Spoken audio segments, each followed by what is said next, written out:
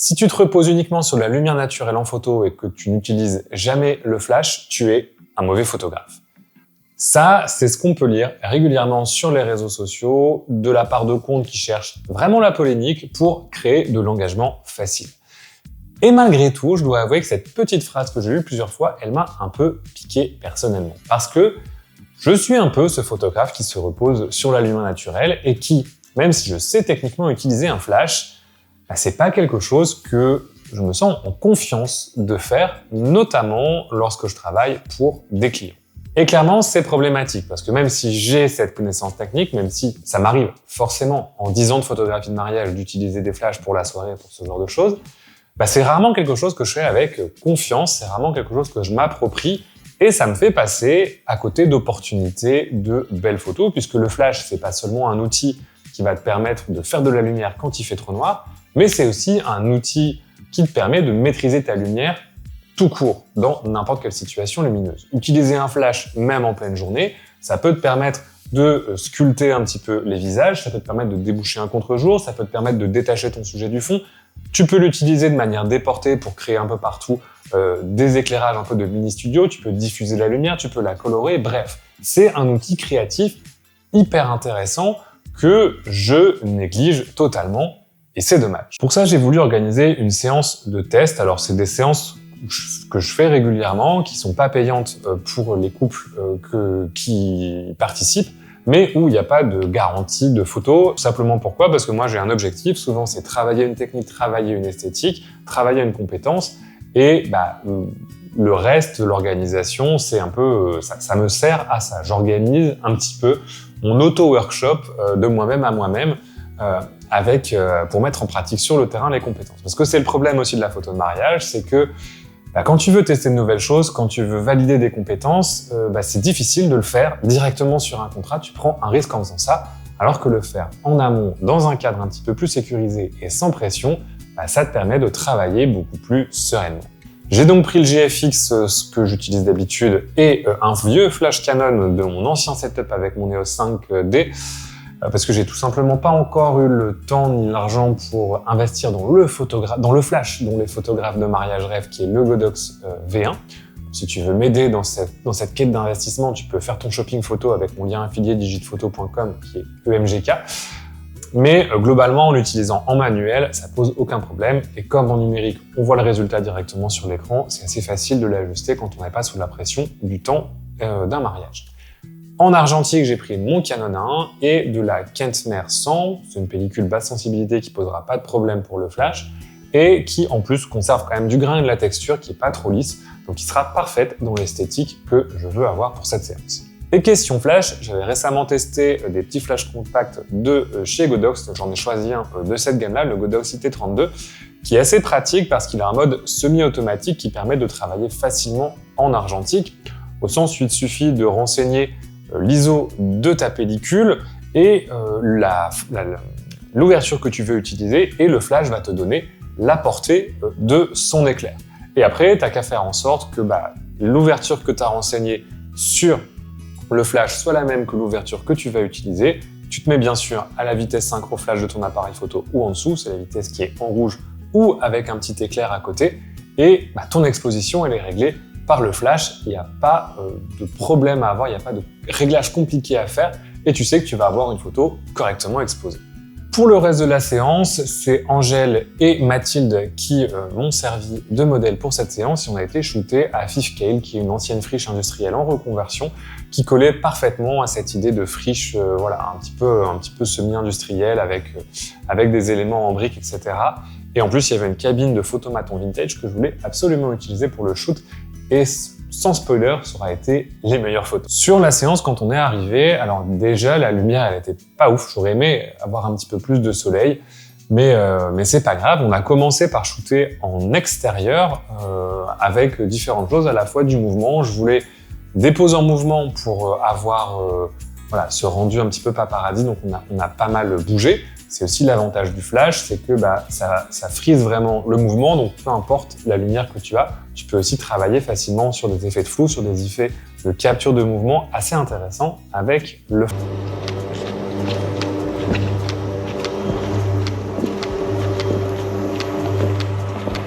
Continuez, continuez.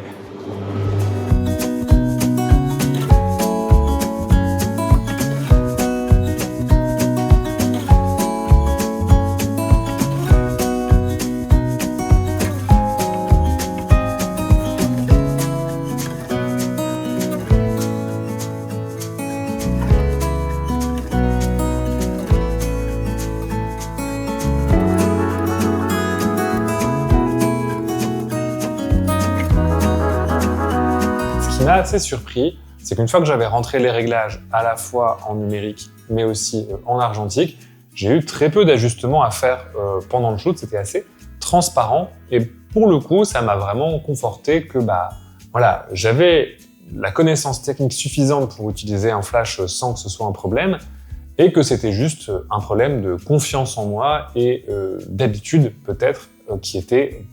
Voilà. C'est toujours plus intéressant de se dire « Ok, en fait, je sais faire, j'ai juste peur de le faire parce que c'est beaucoup plus facile à convaincre que de devoir tout apprendre de zéro. » Est-ce que c'est possible de... Ouais, me regarder, se rapprocher un tout petit peu, me regarder, ouais, comme ça. Alors regardez pas forcément dans l'objectif, mais regardez genre un petit peu au loin, genre derrière moi, mais ouais, mais dans une autre direction. Super. Tu peux faire 1, 2, 3 pour qu'on évite de cligner des yeux au moment où il faut pas? Je peux. Merci. 1, 2, 3.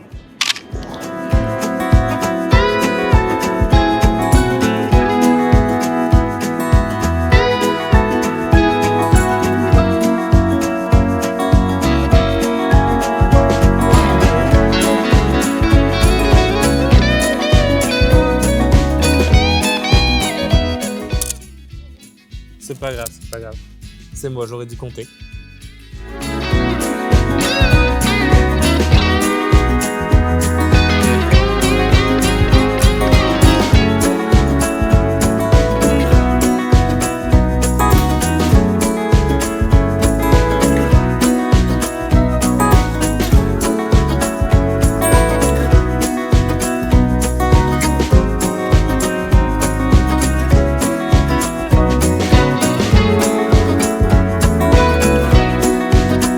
Après les photos en extérieur, on est rentré à l'intérieur et c'est là que je trouve que l'esthétique du flash a vraiment fait toute la différence parce que l'intérieur de la cabine de photomaton était assez sombre. Alors, j'ai pas d'image parce qu'on pouvait pas filmer à l'intérieur, on a juste eu l'autorisation d'aller faire les photos dans la cabine.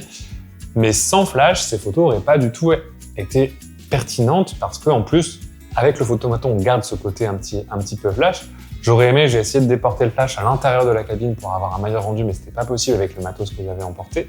Bref, dans tous les cas, c'est là qu'on a vraiment l'esthétique et sans flash, j'aurais pas pu faire ces photos parce que j'aurais pas pu détacher autant Mathilde et Angèle dans la cabine de l'extérieur du reste de la cabine. On n'aurait pas du tout cette esthétique et ça aurait pas du tout été parlant. Donc là, c'est typiquement l'exemple que je donnais au départ où le fait de ne pas avoir cette corde à mon arc et de pas me faire suffisamment confiance pour l'utiliser, là, ça m'aurait vraiment pénalisé dans ce que j'aurais pu rendre en termes d'image. La conclusion de cette expérience, c'est que aujourd'hui, ça m'a vraiment presque réconcilié avec l'usage du flash, où j'avais vraiment cette peur un petit peu débile en fait, parce que je connais la technique, mais vraiment ce manque de confiance. Et le fait de pouvoir apprivoiser la technique dans ce cadre-là, ça m'a vraiment donné confiance pour la saison à venir. Et je me sens tout à fait apte aujourd'hui d'utiliser un flash dans n'importe quelle circonstance. Parce que j'avais déjà fait ce gros travail d'apprentissage en amont, mais que je l'avais jamais vraiment mis en pratique sérieusement sur le terrain. Et là, de pouvoir réconcilier les deux, voilà, ça fait quand même du bien. Alors, c'était du flash direct sur l'appareil photo. Je ne me vois pas encore installer des multi-flash pro partout dans une salle de mariage, mais de toute façon, ça ne serait pas l'esthétique que je veux défendre. Et le côté technique, j'aime bien garder les trucs quand même un petit peu simples. Et le maximum que je ferais, c'est avoir un flash déporté dans la main, quelque chose comme ça. Bon, donc on va rester sur du setup simple, en tout cas, pour le moment. Mais au-delà de ça, ça m'a rappelé l'importance de sortir toujours de sa zone de confort en photographie, même quand ça fait 10 ans que tu pratiques, même quand tu as déjà de la clientèle, etc.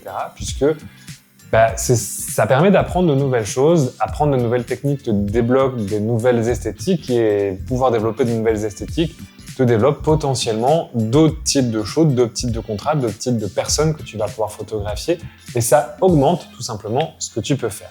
Et ça, c'est quelque chose que j'adore dans ce métier, c'est que si tu cherches, tu as toujours quelque chose de nouveau à apprendre, que ce soit dans la prise de vue, que ce soit en argentique, dans le laboratoire, que ce soit en termes de prise en main de tel ou tel matériel, que ce soit en termes de technique de tirage, d'impression, etc. Et ça, c'est vraiment génial. C'est quelque chose que j'espère ne va jamais se lasser pour moi parce que ça fait vraiment partie de ce que j'adore dans le métier de photographe et dans la pratique de la photographie en général. C'est que, pro ou pas, tu peux toujours te trouver un nouveau truc à aller chercher, à aller apprendre. Pour moi, cet hiver, c'était le flash. On verra ce que je me décide à apprendre l'hiver prochain.